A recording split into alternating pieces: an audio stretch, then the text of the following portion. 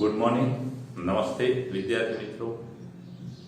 આપણે ધોરણ 12 અને એમાં કિરણ પ્રકાશશાસ્ત્ર પ્રકરણ 9 અને એમાં નેક્સ્ટ લેક્ચર 2 અને એમાં મિત્રો અરીસા માટે કેન્દ્ર લંબાઈ અને વક્રતા ત્રિજ્યા કેપિટલ R વચ્ચેનો સંબંધ એટલે કે F=R/2 સૂત્ર મેળવો. તો એમાં ખાસ આપણે આકૃતિ દોરી કાઢેલી છે એટલે શું છે કે એનો સમય ના બગડે. તો મિત્રો અહીંયા કેન્દ્ર લંબાઈ કોની કહેવાય તો આપણે જાણીએ છીએ કે સમાંતર કિરણ અંતર્ગોળ અરીસા પરથી પરાવર્તન પામી જે બિંદુ આગળ કેન્દ્રિત થાય એ બિંદુને આપણે મુખ્ય કેન્દ્ર કહીએ છીએ, અને બહિર્ગોળ અરીસો હોય તો વિકેન્દ્રિત થાય જે બિંદુ આગળથી તે મુખ્ય અક્ષના બિંદુને આપણે મુખ્ય કેન્દ્ર કહીએ છીએ. મુખ્ય અક્ષના બિંદુને મુખ્ય કેન્દ્ર કહીએ છીએ અને મુખ્ય કેન્દ્ર અને ધ્રુવ P વચ્ચેના અંતરને આપણે કેન્દ્ર લંબાઈ કહીએ છીએ, અને વક્રતા કેન્દ્ર અને ધ્રુવ P વચ્ચેના અંતરને આપણે વક્રતા ત્રિજ્યા કહીએ છીએ. તો મિત્રો આકૃતિનું વર્ણન આપણે આ રીતે કહી શકીએ કે આકૃતિમાં C એ વક્રતા કેન્દ્ર છે. ધારો કે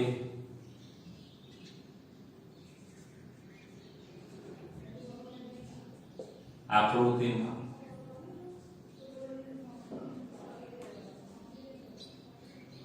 C એ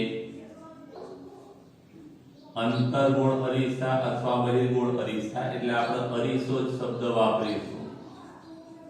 અરીસાનું વક્રતા કેન્દ્ર છે.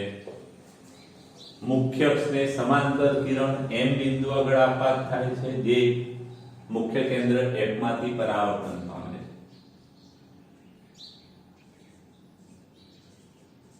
મુખ્ય અક્ષને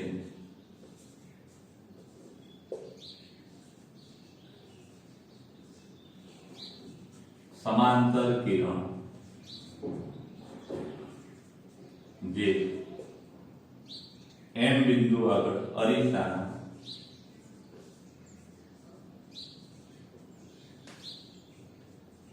M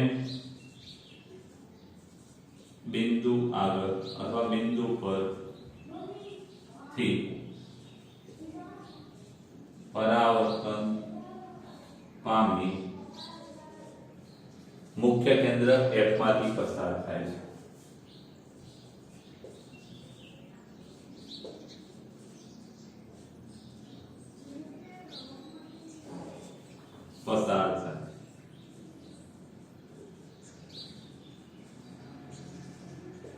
હવે અહીંયા આપાત કોણ થીટા છે. આપાત કોણ થીટા એટલે આ બંને આ થીટા થશે મિત્રો, આ 2 થીટા થશે. આમાંથી આપણે અહીંયા એક લંબ દોરી કાઢીએ. અહીં આપાત કોણ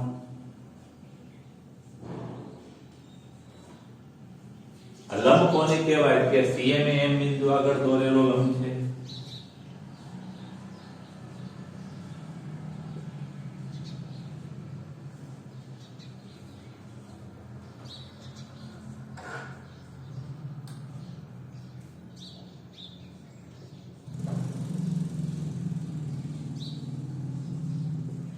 ખાસ યાદ રાખજો મિત્રો, વક્રતા કેન્દ્રમાંથી જે દોરવામાં આવે એ લંબ હોય છે.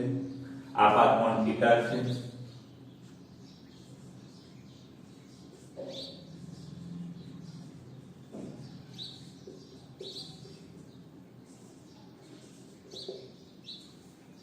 હવે અહીંયા M માંથી મુખ્ય અક્ષ પર આપણે MD લંબ દોરીએ.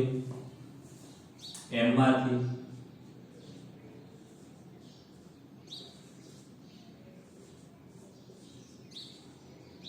મુખ્ય અક્ષ પર MD એ લંબ છે અથવા લંબ દોરેલ છે. હવે ખૂણાની આપણે વાત કરીએ તો આ ખૂણો થીટા હોય, આપણે એવું ભણી ગયા બે સમાંતર રેખાઓથી બનતા યુગ્મ કોણો એકરૂપ હોય, આ થીટા તો આ થીટા થશે. આ પણ મિત્રો થીટા થશે. આપાત કોણ ને પરાવર્તન કોણ સરખા, એટલે આકૃતિમાં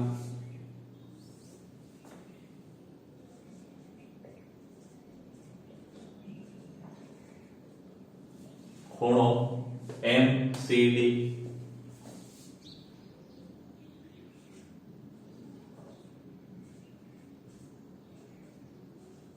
અને ખૂણો MFD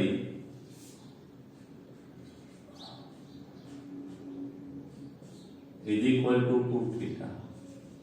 કારણ કે મિત્રો આ થીટા વત્તા થીટા 2 થીટા એટલે આ પણ કેટલો થશે 2 થીટા. હવે આ ત્રિકોણમાં tan થીટા બરાબર સામેની બાજુ ભાગ્યા પાસેની બાજુ, એટલે આકૃતિ પરથી ત્રિકોણની આપણે વાત કરીએ તો ત્રિકોણ MCD અને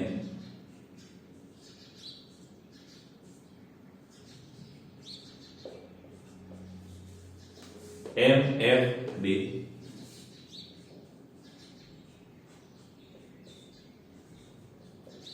tan theta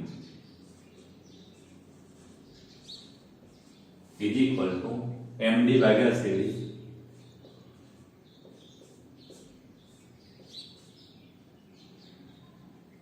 સમીકરણ નંબર આપણો આ છે અને tan 2 theta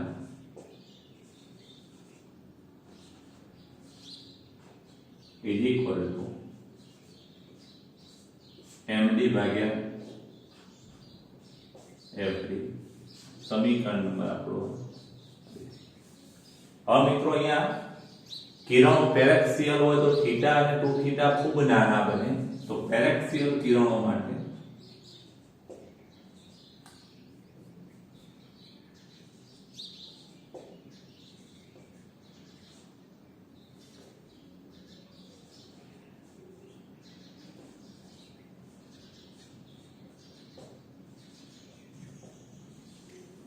થીટા અને 2 થીટા ખૂબ જ નાના બને, અથવા તેને સૂક્ષ્મ પણ કહી શકાય. અને આ ખૂબ નાના હોય મિત્રો tan થીટા અને થીટા કહેવાય, માટે આ tan થીટા ને હવે થીટા કહી શકાય કે theta is equal two MD ભાગ્યા CD અને 2 થીટા ઇઝ ઇક્વલ ટુ, ખાસ યાદ રાખજો થીટા ખૂબ નાનો હોય તો tan થીટા થીટા થાય, tan 2 થીટા 2 થીટા થાય, એટલે MD અને ભાગ્યા FD. ખાસ યાદ રાખજો 2 થીટા આ બે ગણો છે એટલે 2 થીટા અહીંયા MD ભાગ્યા FD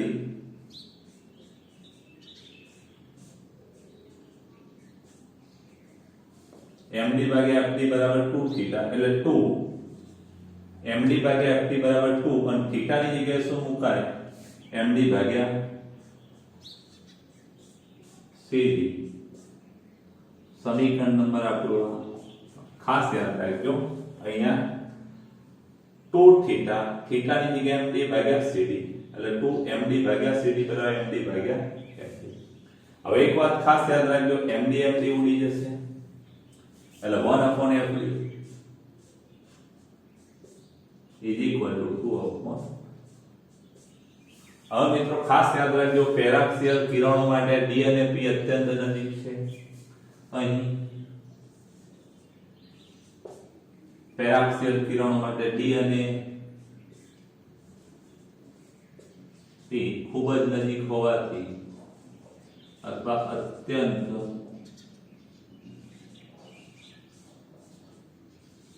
નજીક છે માટે FD is equal to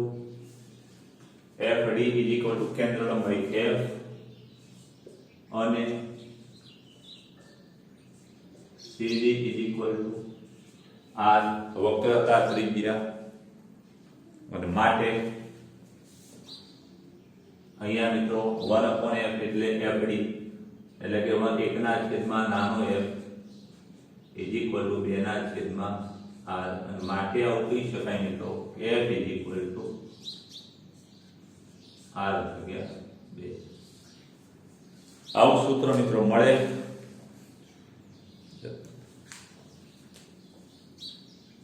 જરા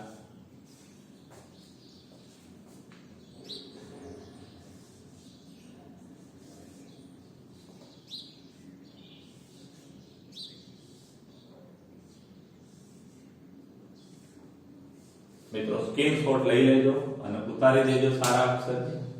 આ પ્રશ્ન પૂછાય તો મિત્રો તમારે 2 માર્ક્સમાં પૂછાય તો આ બેમાંથી આ એક જ આકૃતિ દોરજો, 2 આકૃતિઓ દોરવાની જરૂર નથી. અને 2 માર્ક્સમાં પૂછાય તો મિત્રો બહુ સરસ પૂછાય એવી થિયરી છે. આ પ્રશ્ન તમારે કરી જ નાખવાનો મિત્રો. સ્ક્રીનશોટ લઈ લેજો.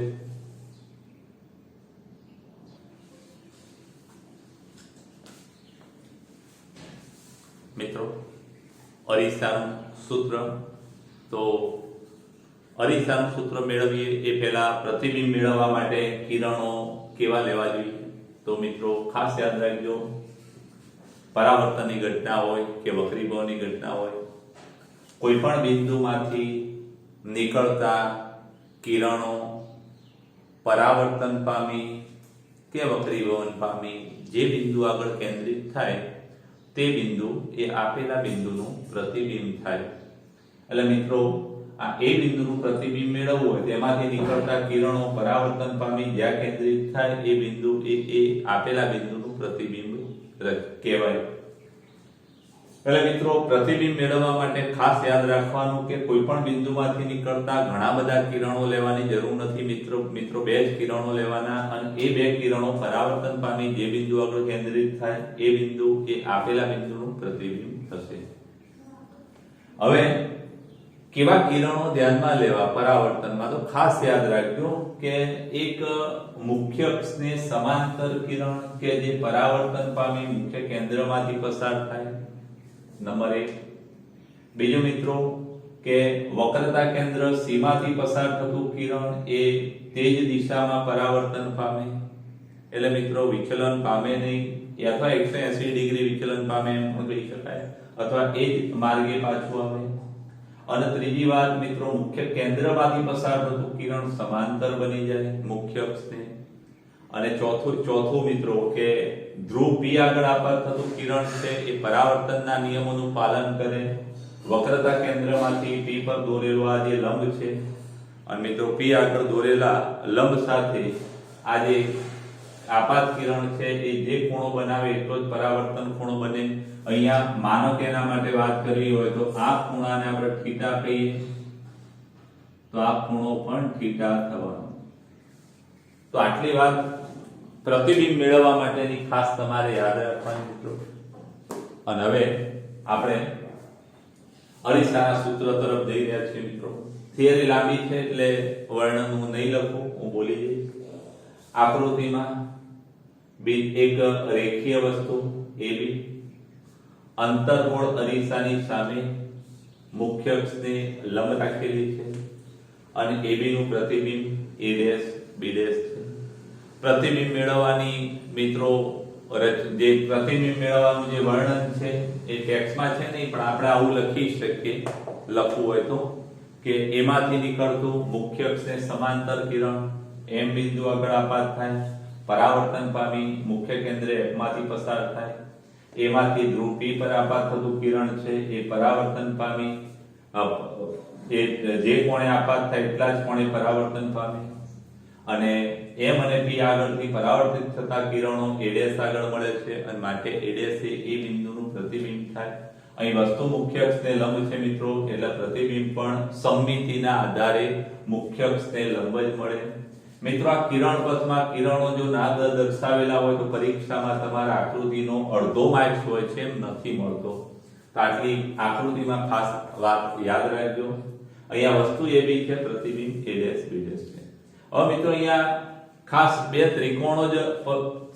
ત્રિકોણોની સમરૂપતા અને બીજા 2 ત્રિકોણોની સમરૂપતા, એટલે એક આ 2 ત્રિકોણ, એક આ 2 અને બીજા મિત્રો એક આ. બસ આટલી જ વસ્તુ યાદ રાખવાની છે. તો અહીંયા ત્રિકોણ A', B', F અને ત્રિકોણ PMF. મિત્રો આ PM ને આપણે લંબ જ લઈ લઈશું, ખાસ યાદ રાખજો. તો અહીંયા A', B', F અને ત્રિકોણ MPF માં તો ખાસ યાદ રાખજો ત્રિકોણ a dash b dash f અને ત્રિકોણ MP F સમરૂપ છે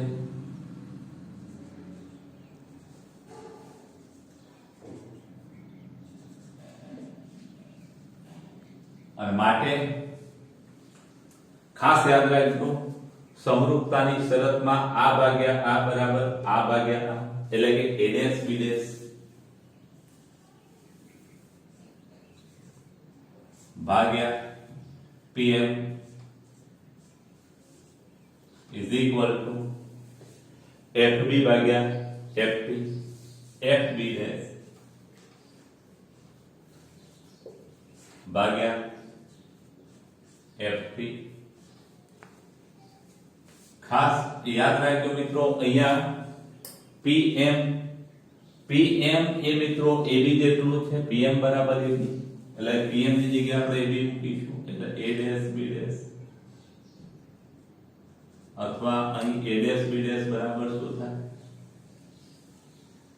સોરી ab બરાબર pm એટલે અહીં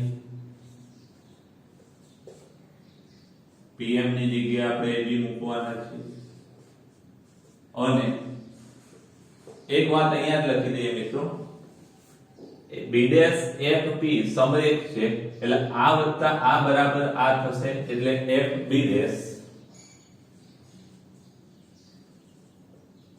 વત્તા fb dash વત્તા fp બરાબર pb dash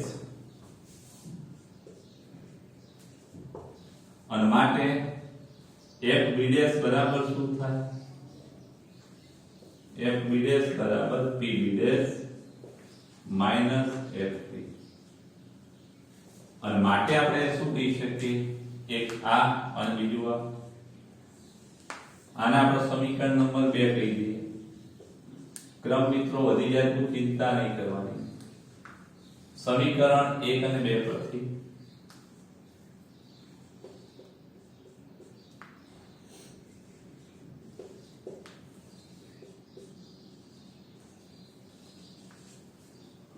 a dash b dash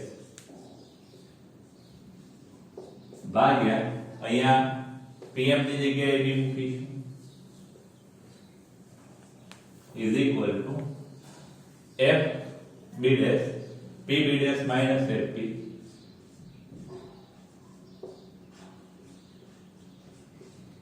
છેદમાં fp આ સમીકરણ નંબર 3 મિત્રો થોડી વધારાની ગણતરી બતાવી જેથી તમને સરળ પડે હવે આ બોક્સ આપણે પછી બનાવીશું રંગીન હવે મિત્રો બીજો ત્રિકોણ અહીંયા ABP અને ત્રિકોણ A dash B dash B dash માં આ ABP અને A dash B dash P 90 છે એટલે બે ત્રિકોણો કયા ત્રિકોણ ABP અને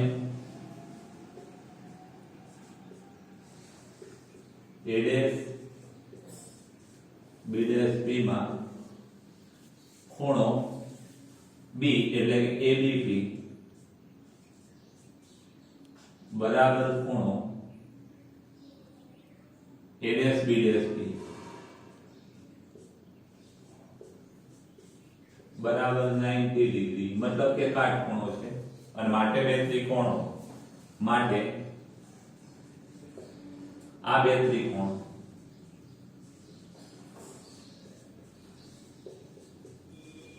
સમરૂપતા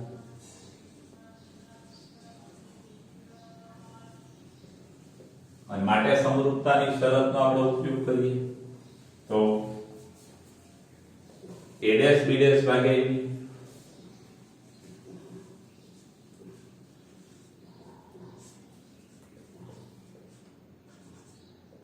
is equal to a dash b dash ભાગ્યા ab is equal to pb dash ભાગ્યા pb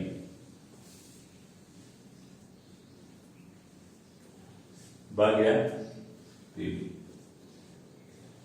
આપણું સમીકરણ નંબર મિત્રો 4. સમીકરણ 3 અને 4 માં ડાબી બાજુ સરખી છે એટલે જમણી બાજુ પણ સરખી થાય એટલે સમીકરણ 3 ને 4 સરખાવતા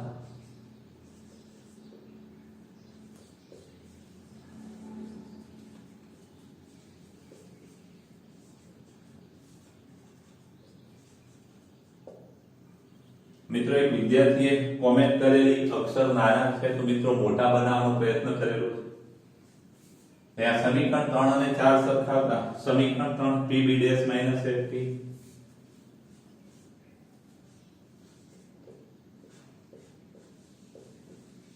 છેદમાં fp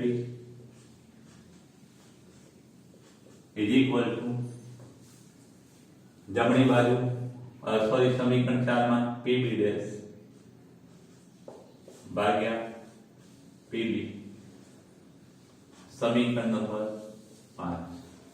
હવે આમાં ખાસ યાદ રાખજો મિત્રો સંજ્ઞા પદ્ધતિ ધ્યાનમાં લઈશું અને આ વાત સમજીશું સંજ્ઞા પદ્ધતિ મુજબ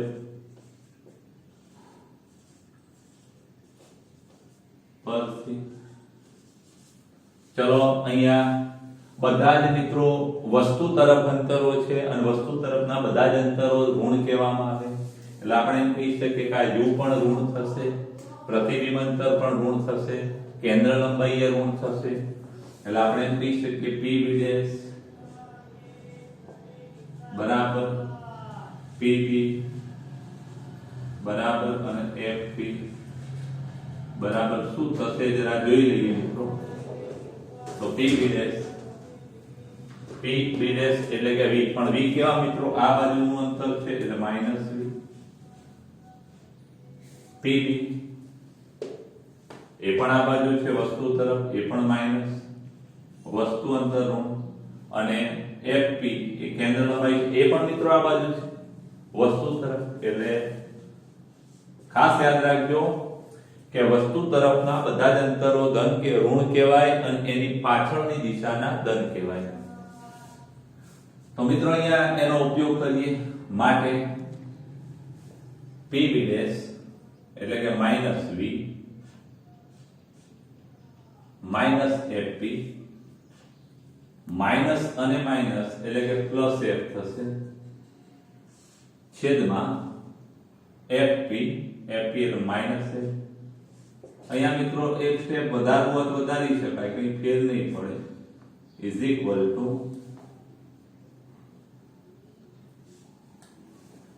pb માઈનસ v છેદમાં pb એટલે કે માઈનસ u આ માઈનસ માઈનસ ઉડી જશે અને માટે માઈનસ v વત્તા f છેદમાં માઈનસ f is equal to v by u f પેલી બાજુ લઈ જઈએ માટે અહીંયા માઈનસ vu વત્તા uf is equal to u આ બાજુ લાવે માઈનસ f પેલી બાજુ એટલે માઈનસ fp થશે હવે અહીંયા થોડું ભેગું ના થાય એટલે કલર બદલી કાઢીએ હવે દરેક પદને fpu વડે ભાગતા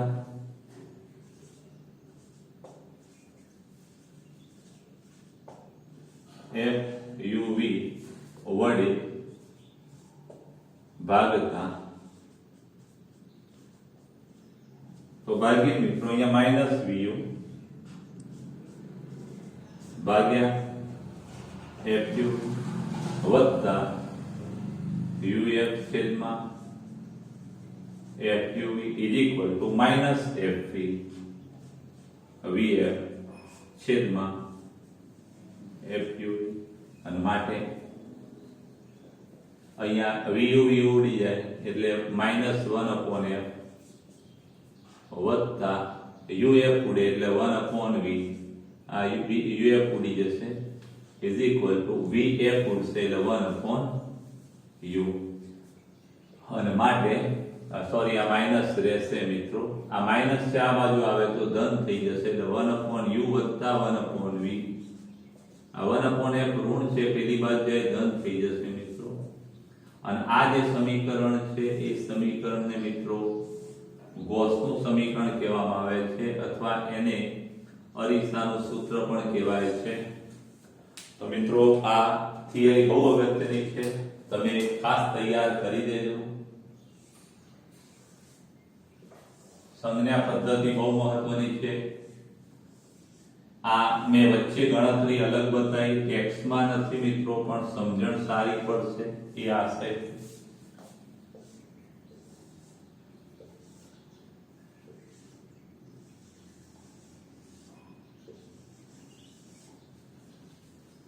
અને આ છેલ્લું સમીકરણ મિત્રો ફાઇનલ આપો. મિત્રો આના પછીની ગણતરી તમે તમારી રીતે ગમે તે રીતે કરી શકો, ગણિત સાચું હોવું જોઈએ. મિત્રો સ્ક્રીનશોટ લઈ લેજો, સારા અક્ષરે ઉતારી દેજો.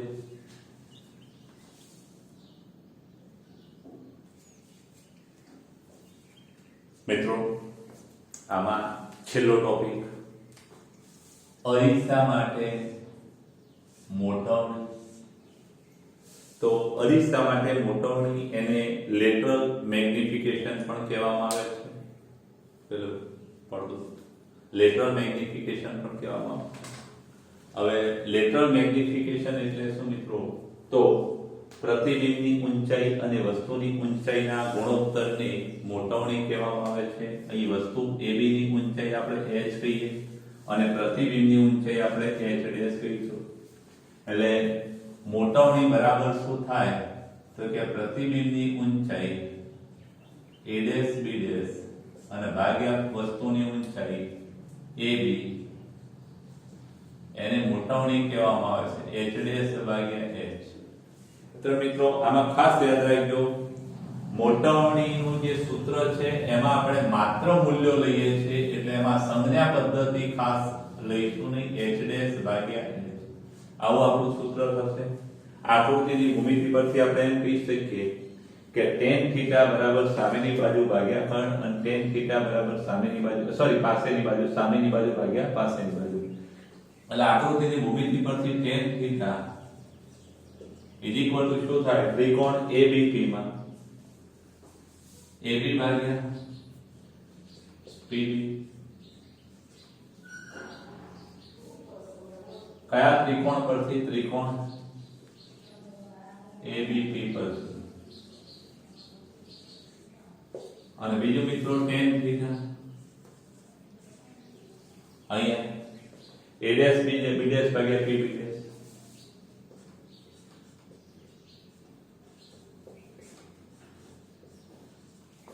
ત્રિકોણ કયો?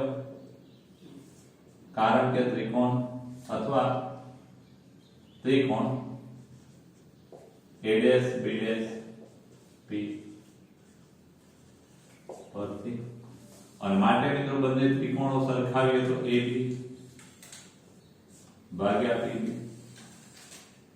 is equal to A dash B dash ભાગ્યા P B dash PB dash. હવે AB બરાબર કેટલા? તો કે AB બરાબર ઉપરની ઊંચાઈઓ ધન. અહીંયા આ સમીકરણ નંબર આપણું આ મોટવણીનું આ બે. અહીંયા AB બરાબર A ડેશ B ડેશ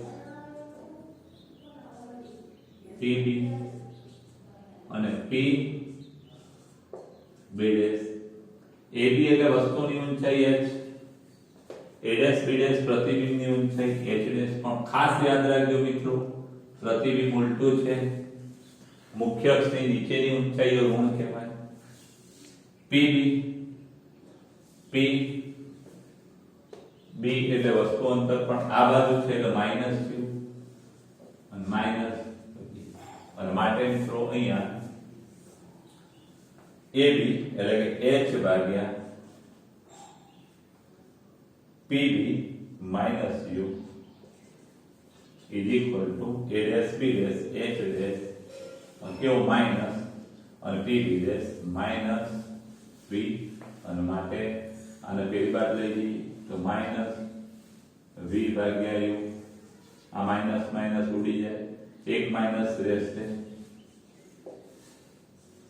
સમીકરણ નંબર આપણું આ 2. સમીકરણ 1 અને 2 પરથી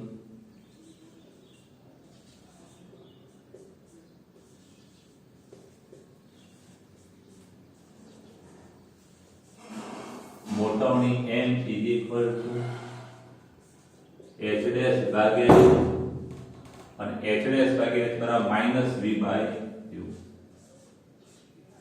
ખાસ યાદ રાખજો મિત્રો, આપણું છેલ્લું મોટવણીનું સમીકરણ. મોટવણી ઋણ આવે તો પ્રતિબિંબ ઉલટું હોય, મોટવણી ધન આવે તો પ્રતિબિંબ સીધું. વ્યાખ્યા ખાસ યાદ રાખજો, પ્રતિબિંબની ઊંચાઈને વસ્તુની ઊંચાઈના ગુણોત્તરને શું કહેવામાં આવે છે? મોટવણી કહેવાય.